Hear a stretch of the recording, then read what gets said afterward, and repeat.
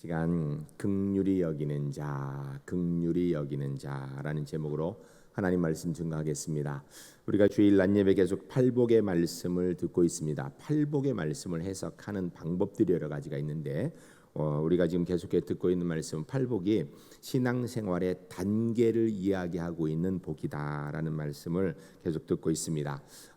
다시 정리해 보면 첫 번째 복부터 세 번째 복까지는 개인 심령, 마음에 관한 복이었습니다. 네 번째 복은 의에 줄이고 목마른 자 하여서 하나님의 배 아멘하고 하나님 의에 아멘하고 하나님 의를 갈구하는 삶에 관한 복을 이야기하고 있습니다. 그리고 오늘은 다섯 번째로 긍휼을 베푸는 자의 복에 대한 말씀을 듣게 될 것입니다. 본문을 보면 이렇게 되어 있죠. 긍휼히 여기는 자는 복이 있나니 그들이 긍휼히 여김을 받을 것이미요 라고 기록하고 있습니다. 오늘은 본문 말씀을 근거로 하여서 긍휼히 여긴다라는 건 도대체 무엇인가? 그럼 우리가 왜 긍휼히 여겨야 되는가? 긍휼히 여기는 사람은 무슨 복을 받는가에 대한 말씀을 듣고자 합니다. 말씀을 들으면서 여러분 한번 돌아보시기 바랍니다. 나는 긍휼히 여김을 행하고 있는가?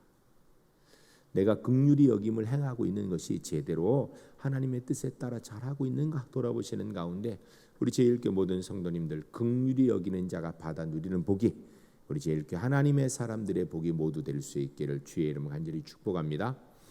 첫 번째 따라하겠습니다. 긍휼이란 무엇입니까? 일반적으로 사랑을 이야기하면 사랑의 방향은 세 가지로 나누어 이야기할 수 있습니다. 첫 번째는 윗사람에 대한 사랑입니다. 보통 그걸 우리가 존경이라고 이야기합니다. 부모님에 대한 공경, 하나님에 대한 경외, 이런 것들을 우리가 사랑의 한 종류로 볼 수 있습니다.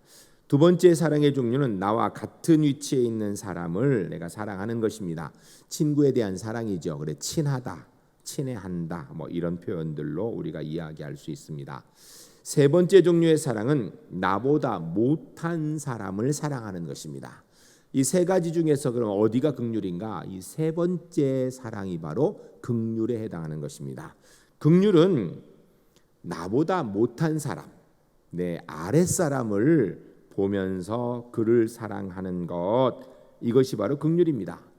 긍휼의 대표적인 예를 이야기하라 하면 바로 부모님이 자녀를 사랑하는 것을 긍휼이라고 성경은 이야기하고 있습니다. 여러분 부모님의 사랑은 어떻습니까? 자녀에 대해서 절대로 자녀를 포기하지 않지요. 끝까지 사랑합니다. 분명히 자기보다 아랫사람인데도 자기도 못함에도 불구하고 끊임없이 사랑하는 것, 이게 바로 긍휼입니다. 부모는 자녀의 잘못을 잘못이라고 생각하지 않습니다. 실수라고 이해를 해요. 우리 아이가 원래 그런 아이가 아니다 이렇게 얘기하지 그는 원래 그런 놈이야 이런 부모 아무도 없습니다. 실수라고 생각해요. 생명의 사랑으로 끝까지 덮어줍니다. 이게 바로 긍휼입니다. 이런 긍휼로 우리가 이웃을 사랑하고 이웃에게 긍휼을 베풀면 하나님께서도 우리에게 긍휼의 복을 내리시겠다라고 본문이 말씀하고 있는 것입니다. 긍휼의 또 다른 의미, 또 다른 표현을 용서라고 이야기할 수 있습니다.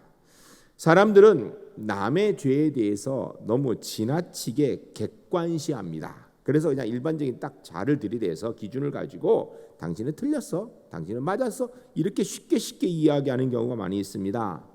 그런데 조금만 생각을 바꾸면 그의 입장에서 생각한다라면 이해하지 못하고 용서하지 못할 것이 과연 무엇이 있겠습니까?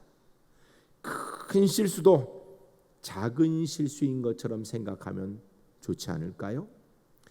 여러분 때때로 묵인하고 모르는 척 이렇게 좀 넘어가는 여유가 있는 것이 긍휼 아니겠습니까? 실수할 때마다 꼬집어서 지적하게 된다면 그에게는 진정한 긍휼이는 없습니다. 여러분 이해라는 단어는요 영어 단어로 understand라는 단어를 쓰죠. understand라는 것은 under라는 단어와 stand라는 단어의 복합어이지요. understand 이해한다라는 것은 다른 사람 밑에 서서 그를 본다라는 거예요. 그러니까 그를 이해한다라는 그런 의미로 그래서 우리가 사용하는 것입니다. 혹시 내가 아직도 용서하지 못한 응어리가 있다면 나는 그 사람을 이해하지 못하고 있기 때문인 것입니다. 먼 거리에 서서 아니면 나 위에 위치에 서서 그를 바라보고 있기 때문에 비판하게 되고 이해가 불가능하게 되는 것입니다. 프랑스의 격언에 이런 말이 있습니다. 모든 것을 이해한다라는 것은 모든 것을 용서한다라는 것이다. 진정으로 이해한다면 용서가 시작될 수 있게 되고 용서를 할 수 있게 되는 것입니다. 이것이 바로 긍휼이라는 것입니다. 용서 중에 가장 큰 용서, 긍휼 중에 가장 큰 긍휼이 바로 예수님의 십자가 사건, 예수 그리스도의 성육신 사건입니다. 하나님께서 하늘 보좌를 버리시고 이 땅에 오셔서 우리를 위해 내 죄 때문에 십자가에 생명 주신 사건, 이것이 바로 하나님의 긍휼의 표현이었던 것입니다. 성육신은 높은 하늘에서 땅에 있는 사람들을 비판하기 위하여서 그 죄를 정죄하고 판단하기 위해서 이 땅에 오신 것이 아닙니다. 용서해 주시고 사랑해 주시고 구원의 길을 주시기 위해 오신 것이죠. 여러분, 성 프란시스라는 사람의 이름을 많이 들어보셨을 것입니다. 그의 일화 중에 하나입니다. 이 프란시스가 추운 겨울 지나가고 있는데 웬 거지가 추위에 덜덜 떨며 구걸하고 있었습니다. 거지가 이야기하기를 너무 춥습니다 라고 얘기합니다. 프란시스가 보니까 입고 있는 옷이 너무 얇아요. 그 옷 때문에 추위에 덜덜 떨고 있는 거예요. 프란시스가 자기 입던 겉옷을 벗어서 덮어주었습니다. 여러분, 프란시스는 안 추울까요? 왜 안 춥겠어요? 그도 사람인데 춥지요. 자기가 추울 거를 계산하면 벗어줄 수가 없습니다. 긍휼은 내 손해를 생각할 여유 없이 다만 앞에 있는 그 사람이 너무 춥다라는 것만 보는 거예요. 그런데 프란시스가 옷을 벗어 덮어주었는데도 불구하고 거지가 계속해서 떨고 있습니다. 그러면서 하는 얘기가 내가 너무 추워 옷을 입었는데도 추우니 좀 나를 안아주면 좋겠다라고 이야기합니다. 근데 이 거지는 그냥 거지가 아니라 문둥병자였습니다. 프란시스는 저 더러운 문둥병자를 어떻게 안아주나, 안아주었다 저 병이 옮으면 어떠나, 이런 생각할 겨를 없이 그가 춥다라는 것만 생각하고 정말 진심으로 그를 꽉 안아주었습니다. 그가 진심으로 그를 안아주는 순간에 거지가 사라졌습니다. 그리고 하늘에서 이야기가 들리기를 내가 이처럼 나를 사랑하는 것을 이제 알았다라는 음성이 들리다라는 것입니다. 여러분, 이게 긍휼인 거예요. 긍휼은 뒤로 미루는 마음은 긍휼일 수 없습니다. 즉각적으로 행동으로 옮기는 것이 긍휼입니다. 사람의 마음은 그 순간이 지나면 생각이 달라지게 되어 있습니다. 왜냐하면 마음이 가변적 변하게 되어 있어요. 그래서 신약 성경 야고보서 4장 17절 말씀에 이렇게 이야기하고 있습니다. 그러므로 사람이 선을 행할 줄 알고도 행하지 아니하면 죄니라. 아멘. 여러분, 이 말씀은 선을 행하지 않는다는 얘기가 아니에요. 조금 뒤로 미룬다라는 거예요. 그런데 거기에 대해서 뭐라고 얘기하는가? 선을 미루는 마음은 죄다라고 이야기하는 거예요. 세상에서는 선을 미룬다든지 선을 지금 행하지 않는다고 하여 죄라고 이야기하지 않습니다. 그러나 성경은 죄라고 해요. 그래서 우리 그리스도인은 선을 행할 때 행하지 않고 미루는 건 죄인 줄 알아야 되는 것입니다. 왜 이게 죄인가? 기회가 지나가기 때문이에요. 선을 행하겠다는 내 마음도 변하기 때문입니다. 불쌍한 사람을 보면 즉각 움직이지 않으면요, 조금만 지나면 마음이 느긋해집니다. 불쌍한 마음이 희석돼요. 뿐만 아니라 누군가 딴 사람이 돕겠지라는 생각이 들어요. 그리고 우리가 잘 생각하는 거 있죠? 가난은 나라님도 구제 못한다는데 내가 해서 무슨 도움이 되겠어? 라고 생각합니다. 구실이 생기는 거예요. 이게 바로 죄라는 것입니다. 여러분, 긍휼은 부모님의 마음을 가지고 자녀를 보는 것처럼 예수 그리스도의 십자가의 구원의 은혜를 얻은 내가 그 은혜에 감사한 마음으로 행하는 것, 이게 긍휼이에요. 우리 울산제일교회 성도님들 매일매일 긍휼을 행하시는 하나님의 사람들이 모두 될 수 있기를 주의 이름 간절히 축복합니다. 두 번째 따르겠습니다. 긍휼은 공로가 아닌 구원받은 자의 마땅한 행위입니다. 신약성경 마태복음 18장 35절 말씀 우리 함께 읽겠습니다. 지금 무슨 이야기를 하고 있는지 생각하면서 뜰 텐데 같이 보겠습니다. 너희가 각각 마음으로부터 형제를 용서하지 아니하면 나의 하늘 아버지께서도 너희에게 이와 같이 하시리라. 아멘. 긍휼은요, 신약 성경 전반에 걸친 하나님의 명령, 교리, 말씀입니다. 그런데 우리가 형제를 용서하지 않으면 하나님도 우리를 용서하지 않으시겠다라는 경고인가요? 방금 읽은 말씀, 너희가 각각 마음으로 형제를 용서하지 아니하면 너희 하늘 아버지 너희도 이같이 하리라. 그러니까 우리가 형제를 용서 안 하면 하나님 그러니까 결국은 내가 용서하면 하나님께 용서받고, 내가 용서 안 하면 하나님 용서 안 받는, 그러니까 하나님께 용서받기 위한 전제 조건이라고, 구원의 조건이라고 지금 이야기하는 건가요? 여러분, 용서는 가능하다 불가능하다는 말로 하는 것이 아니고요, 용서는 내가 가진 권리를 포기할 때에 되어지는 겁니다. 우리가 주기도문을 계속 외웁니다. 오늘 예배 시작해서도 우리가 주기도문송을 같이 했습니다. 그 내용 보면 우리가 우리에게 잘못한 사람을 용서해 준 것 같이 우리 죄를 용서하여 주옵시고 라고 이렇게 우리가 기도해요. 여러분, 우리가 용서한 만큼 하나님께 용서해 달라고 할 수 있다라는 조건부 기도를 주님이 가르쳐 주신 건가요? 다른 일에는 제한이 있지만, 한계가 있지만 용서에는 제한과 한계가 있으면 안 됩니다. 내가 남을 용서하지 못하면 하나님께 용서를 구할 수 없다라는 이야기라는 건가요? 용서에 대해서는 완전해야 되는데, 만일 내가 누군가와 원수를 맺고 있다라면 미워하고 원망하는 그 마음 가지고 하나님의 은혜를 구하는 것, 이게 합당한 마음입니까? 열심히 기도해도 내가 긍휼을 행하지 않는다면 하나님의 긍휼을 구하거나 누릴 자격이 있는 겁니까? 여러분, 여기에서 우리가 신학적으로 성경적으로 중요한 문제가 한 가지가 있습니다. 긍휼히 여긴다 할 때 이 긍휼을 구원의 공로로 생각하기 딱 쉽습니다.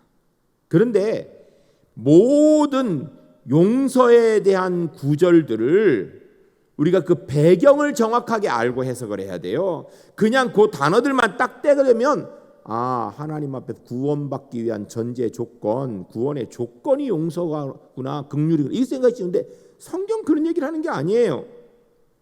모든 용서에 대한 구절은 반드시 성경을 보세요. 이미 하나님의 자녀가 된 그리스도인에게 주는 명령이에요. 세상에 있는 밖에 있는 사람들한테 너희가 긍휼을 행하면 구원받을 것이야 라고 얘기하는 게 아니에요. 구원받은 저와 여러분들에게 하나님께서 너희가 긍휼을 반드시 행해야 된다. 왜? 너희가 그렇게 긍휼을 받았으니까. 나는 너희에게 긍휼을 행해 주었는데 너희가 긍휼을 행하지 않아? 그건 하나님의 자녀로 옳지 않은 거야 라고 말씀하고 있는 것입니다. 그러므로 구원에 관한 이야기가 아니에요. 공로로 이야기를 한다면 그러면 십자가는 우리에게 무엇입니까? 긍휼은 구원받은 자의 마땅한 행위인 것입니다. 당연히 절대적으로 행해야 된다라는 거예요. 구원은 오직 예수 그리스도의 십자가의 은혜로만 얻게 되는 줄로 믿습니다. 긍휼로 구원받은 나, 십자가의 은혜로 구원받은 나, 긍휼의 사랑의 결정체인 십자가의 은혜로 구원받은 내가 다른 사람에게 먼저 긍휼을 베푸는 것이 당연한 모습 아니냐라고 성경이 도전하고 있는 것입니다. 긍휼이라는 이 성경의 헬라 원문의 단어는 엘레몬이라는 단어를 씁니다. 라틴어에서는요, 이 엘레몬을 캐세드라는 단어로 이야기합니다. 엘레몬이나 캐세드는 단순하게 감정을 이야기하는 단어가 아니라 행동을 이야기하는 단어예요. 구원의 은혜를 받았으니까 받은 사람이 다른 사람에게 먼저 그 구원의 은혜를 받은 대로 긍휼, 불쌍히 여김을 행해야 된다라는 행동의 순서에 대한 단어라는 거예요. 그러면 이 엘레몬은 도대체 긍휼은 어떻게 하는 건가? 엘레몬이라는 단어를 깊이 연구해 보면 그 단어는 그 사람의 피부 속에 깊이 들어가 그의 입장에 선다, 이런 의미예요. 그냥 겉을 보는 것이 아니라 그 속에 들어가서 그 속사람 속마음을 이해하는 것, 이게 엘레몬이라는 것입니다. 단 우리가 긍휼한다 그러면 그의 생각, 그의 감정, 그의 경험 속에 함께 동참하는 사랑, 이게 긍휼인 것입니다. 주님의 십자가의 은혜가 바로 그런 것이죠. 그 영어로 이야기할 때 긍휼이라는 단어를 sympathy 이렇게 하지 않아요. identification with you 이렇게 얘기해요. sympathy는 공감한다는 얘기가 그냥 마음적으로, 그게 아니고 identification with him, 그와 하나 되어진다, 이게 긍휼이에요. 높은 자리에 앉아서 낮은 자리에 있는 사람을 바라보면서 불쌍하다, 힘내라, 그리고 손 내밀어 도와주는 것, 이게 긍휼이 아니고요. 그와 같은 처지에 내려가서 그 자리에서 그의 마음을 공감해 주면서 그의 손을 잡고 그 고통을 함께 겪어주는 것, 이게 긍휼이에요. 성경에 많이 나온 얘기죠. 십자가예요. 우리 주님께서 하늘 보좌에 앉으셔서 힘내라 하신 것이 아니에요. 육신을 입고 이 땅에 오셔서 우리 대신 십자가를 지신 거예요. 그로 인하여 저와 여러분이 구원받은 거예요. 이게 바로 성경이 얘기하는 긍휼입니다. 그래, 엘레몬은 동정이 아닙니다. 심패시가 아니에요. identification with you, 당신과 하나 되는 걸 이야기하는 거예요. 감정과 느낌을 함께 나누는 것 정도를 넘어서서 격하게 공감하는 하나 되어짐을 이야기하는 것입니다. 한 사람이 지금 어려움을 가지고 있다면 그 사람 마음에 들어가서 그 피부 속에 들어가서 함께 경험하며 생각하고 위로하고 나누는 것, 이게 진정한 의미의 긍휼인 것입니다. 사실 이렇게 상대방의 입장에 들어가서 그의 생각과 감정을 함께 나누고 경험하고 느끼는 것, 이거 참 어려운 일입니다. 그런데 하나님께서 먼저 우리에게 그렇게 해주셨어요. 육신을 입고 이 땅에 오셔서 십자가의 지심으로 우리를 긍휼의 사랑으로 감싸 안아 주셨어요. 그리고 하나님이 생각하시길 뭐라냐면, 이제는 네가 그 긍휼을 옆 사람에게 보이라는 겁니다. 그래, 긍휼은요, 구원받은 은혜를 누린 사람에게 당연한 것이죠. 구원의 은혜를 받은 사람, 십자가의 은혜를 경험한 사람이 긍휼하지 않다, 이건 문제가 있어요. 나는 그 은혜를 받고 근데 나는 그 은혜를 못 베푼다, 이건 문제가 있다라는 거예요. 또한 중요한 것 한 가지는, 우리가 예수 믿고 나서도 계속해서 십자가의 긍휼의 은혜 가운데 살고 있어요. 어제도 십자가의 긍휼의 은혜, 오늘도 십자가의 긍휼의 은혜, 내일도 십자가의 긍휼의 은혜 가운데 살 거예요. 그런 내가 내 삶에서 긍휼을 베푸는 건 당연한 일이라는 것입니다. 남을 긍휼히 여김은 구원의 공로로 우리에게 요구되는 것이 아니라 은혜로 구원받은 사람에게 마땅한 절대적인 행위라는 것입니다. 우리가 우리 죄를 하나님께 무조건 용서받기를 원하지요. 그런 것처럼 우리도 용서를 조건 없이 하는 것, 이게 긍휼이에요. 용서는 제한적으로 하는 게 아닙니다. 무제한적으로 하는 거예요. 왜냐하면 우리가 하나님께 무제한적으로 용서를 받았어요. 신약성경 마태복음 18장에 보면 예수님과 제자들의 대화가 나옵니다. 제자 중 하나 베드로가 주님께 이야기합니다. 주님, 우리가 형제가 잘못했을 때 몇 번 용서하면 될까요? 7번까지 하면 되겠습니까? 라고 물었어요. 이것은요, 칭찬받기 위해 한 얘기예요. 왜냐하면 유대 랍비들이 보통 몇 번 용서하라고 가르치면 3번까지 용서하면 충분하다고 가르쳐요. 왜냐하면 3번 용서하기 쉽지 않아요. 똑같은 죄를 3번 용서하면 된다. 그런데 제자들이 예수님 따르고 말씀 듣다 보니까 마음이 좀 넓어진 것 같은 게, 그러니까 예수님 제자답게 이제는 우리가 7번까지는 해야 되지 않겠습니까? 라고 얘기한 거예요. 제자들은 기대하기를, 그래 너희가 랍비의 가르침보다 더 낫게 하는구나. 그렇지, 내 제자는 7번은 해야지. 이렇게 칭찬 들을 줄 알았던 거예요. 그런데 주님께서 뭐라 그러냐면, 아니다, 70번씩 7번 용서해라. 70번씩 7번이면 77, 40, 490번이에요. 그럼 한 번, 두 번에 490번까지 하라는 거예요? 아니요. 무제한적으로 한없이 끝없이 용납해 주라는 것입니다. 왜냐하면 하나님께서 우리를 십자가의 은혜 가운데 그렇게 용서하셨기 때문이에요. 여러분, 사람이 같은 죄를 반복해 짓지 새로운 죄를 개척해서 짓는 경우는 없어요. 드뭅니다. 지었던 죄를 또 짓지요. 말 막 하는 사람은요, 그 말 막 하는 것 때문에 평생 문제예요. 성격 급한 것 때문에 평생 문제고. 그런데도 우리가 하나님 앞에 내가 한 5번 정도, 7번 정도만 말 막 한 거 용서해, 이런 생각 아니지요. 사실 우리가 십자가의 은혜로 용서받은 근본적인 것 외에도 우리의 삶의 작은 부분 하나하나 수도 없이 반복적으로 계속해서 용서함을 받았고 용서함을 구하고 있습니다. 그리고 하나님께서 용서해 줄 걸 믿고 있어요. 그런 우리가 정작 우리 이웃에 대해서 제한적인 용서를 한다라는 것은 그건 틀렸다라는 것입니다. 하나님께 긍휼함을 무한대로 받았으면 우리도 용서를 무한대로 해야 된다는 거예요. 신학적으로, 그러므로 성경적으로 긍휼은 구원의 공로가 아닙니다. 절대적인 구원받은 사람의 의무이고 당연히 마땅히 행해야 될 자세입니다. 여러분,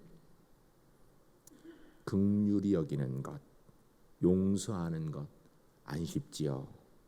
그래 연습해야 돼요. 오늘도 하고 내일도 하고. 기억해야 돼요. 내가 하나님 앞에 어떤 죄인으로 용서받았는지 그거 기억하면서 긍휼을 공로가 아니라, 내가 긍휼하게 용서했으니까 어깨 으쓱하는 것이 아니라 당연히 해야 될 일인 줄 알고 최선을 다해서 긍휼을 베풀며 살아가는 우리 제1교회 하나님의 사람들이 모두 될 수 있기를 주의 이름 간절히 축복합니다. 세 번째 따라하겠습니다. 긍휼히 여기는 자는 긍휼히 여김을 받는 복을 받습니다. 신약 성경은 긍휼과 자비로 일관되어 있다라고 해도 틀리지 않습니다. 긍휼은 바로 예수 믿는 믿음의 표시입니다. 내가 예수 믿는 사람을 어떻게 드러내는가? 이웃에게 그가 믿든 믿지 않든 긍휼의 용서를 보임으로. 이게 예수 믿는 표시라는 거예요. 믿는 자의 자의식으로, 내가 구원받은 하나님의 사람이지, 그러므로 나도 용서해야지. 자의식으로. 이 긍휼은 심판도 이기는 것입니다. 긍휼은 사람과의 관계를 통하여서 하나님의 관계로 연결되어지는 은혜인 것입니다. 성경적 긍휼의 용서는 우리에게 아주 중요한 의미가 몇 가지가 있습니다.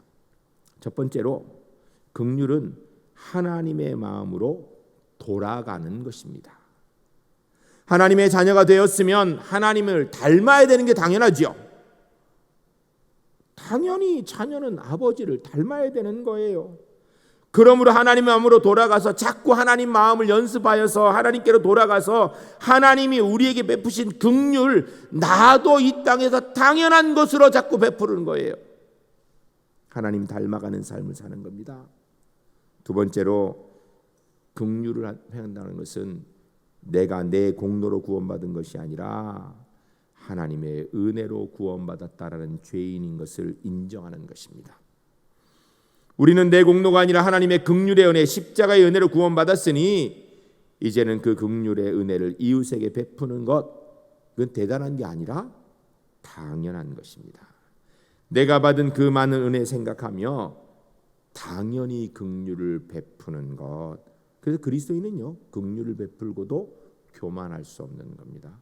하나님의 은혜에 감사만 있는 것이죠. 세 번째로 우리는 계속적인 긍휼을 힘입고 살기 때문입니다. 예수 믿고 하나님의 자녀된 순간만 십자가의 은혜로 사는 게 아니에요. 우리가 어제도 십자가의 은혜로 살고 오늘도 십자가의 은혜로 살고 내일도 십자가의 은혜로만 살아야 되는 줄로 믿습니다. 왜냐하면 우리가 어제도 죄를 지었고요, 예수 믿는 다음에 오늘도 죄를 짓고 예수 믿고 살아도 내일도 분명히 죄를 지을 거예요. 그러나 십자가의 은혜를 통하여 그 또한 용서받을 줄로 믿습니다.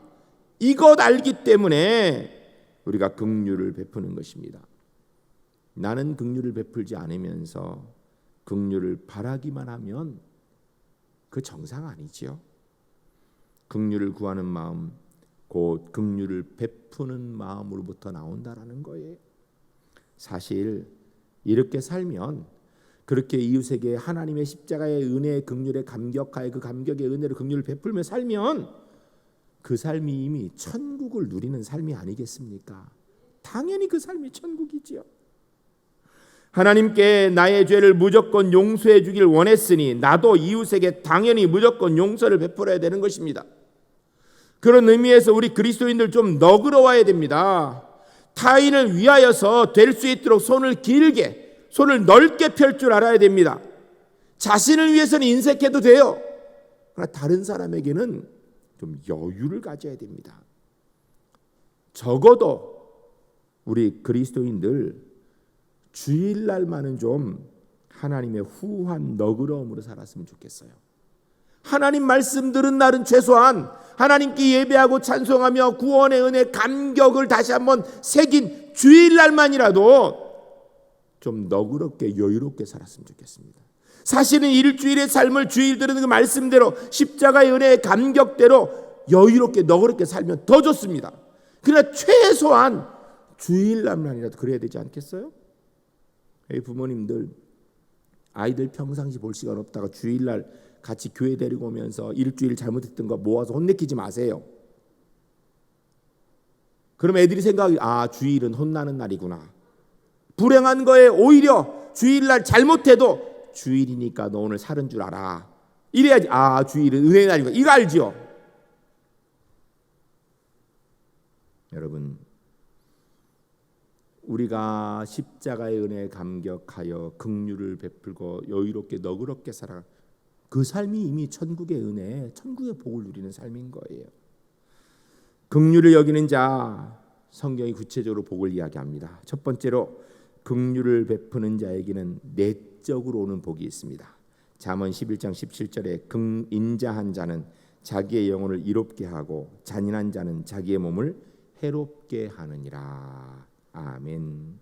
긍휼을 베푸는 사람은요, 그의 마음이, 그의 영혼이 이롭다라는 거예요. 그러나 잔인하게 행하는 사람, 긍휼을 베풀지 못하는 사람, 그의 몸에 이미 해롭다라는, 다른 사람에게 피해를 끼치는, 자기에게 이미 독이 된다라는 거예요. 여러분, 남에게 해롭게 하면서 내가 즐거울 사람이 누가 있겠어요?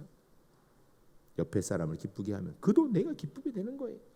잠언 14장 21절에 이웃을 업신여기는 자는 죄를 범하는 자요 빈곤한 자를 불쌍히 여기는 자는 복이 있느니라. 아멘. 이웃에게 긍휼을 베푸는 사람, 이미 그에게 복이 있다라는 거예요.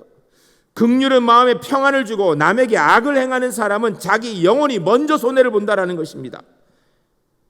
다른 사람 흉이나 보고 있다가 이거 비밀이니까 절대 얘기하지 말라 했는데 그 비밀이어서 그 사람 다른 또 얘기하거든요. 그러니까 돌아와가지고 그럴 수가 있는, 싸우게, 이런 일 하지 맙시다. 누가 들어도 좋을 말만 하는 그런 여유로운 그런 마음이 있으면 얼마나 좋겠습니까? 그리스도인은 마음이 넓어야 됩니다. 마음만 넓으면 안 되고요, 말도 좀 후하게 합시다. 이왕에 말하는 거 좀 하나님의 은혜의 말처럼 합시다. 더 나아가서 행동도 좀 후하게 하면 좋겠어요. 이웃에게 긍휼을 베푸는 사람으로 살아간다면 여러분, 그 자체가 이미 천국의 복을 누리는 것 아니겠습니까? 두 번째로 긍휼히 여기는 자는 심판을 이기는 복이 있다고 이야기합니다. 신약성경 야고보서 2장 13절에 보면 긍휼이 행하지 아니하는 자는 긍휼 없는 심판이 있으리라. 긍휼은 심판을 이기고 자랑하느니라. 아멘. 긍휼을 베푸는 사람은 언제 그 긍휼을 돌려받는다라는 거예요. 하나님 앞에가 돌려받는 건 말할 것도 없이 사실은 우리가 이 땅에서 은혜를 베풀면 여러분 그것이 누군가에게 전달되어지면요 그 사람에게서 분명히 내게 돌아오거든요. 이 땅에서도 복이 된다라는 것입니다. 긍휼을 베푸는 자 세상에서 환난에서 벗어나는 은혜를 누리게 된다라는 것입니다. 세 번째로 긍휼히 여기는 자는요 하나님께서 반드시 갚아주십니다. 디모데후서 1장 16절에 보면 원하건대 주께서 오네시보로의 집에 긍휼을 베푸시옵소서. 그가 나를 자주 격려해 주고 내가 사슬에 매인 것을 부끄러워하지 아니하고. 아멘. 무슨 이야기예요? 사도 바울이 하나님 앞에 기도해요. 하나님, 오네시보로라는 사람의 집에 하나님 긍휼의 은혜의 복을 베풀어 주세요. 왜요? 저 사람이 제게 긍휼을 베풀었어요. 저 사람이 나를 도와주었어요. 내가 옥에 갇힌 거 부끄러워하지 않고 오히려 도와주었습니다.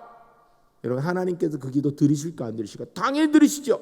우리가 긍휼을 베풀면요 사람은 몰라도요 하나님은 다 아십니다. 그런데 긍휼을 베품 받는 그 사람이 하나님 제가 저 사람한테 도움 받았는데 갚을 길이 없어요. 주님께서 복 주세요 기도하면 하나님이 안 들으시나요? 반드시 들으시는 줄로 믿습니다. 그래서 긍휼을 베풀면 하나님께서 반드시 갚아주시게 되어 있는 거예요. 그러므로 우리 어떤 죄인도 비난하지 맙시다.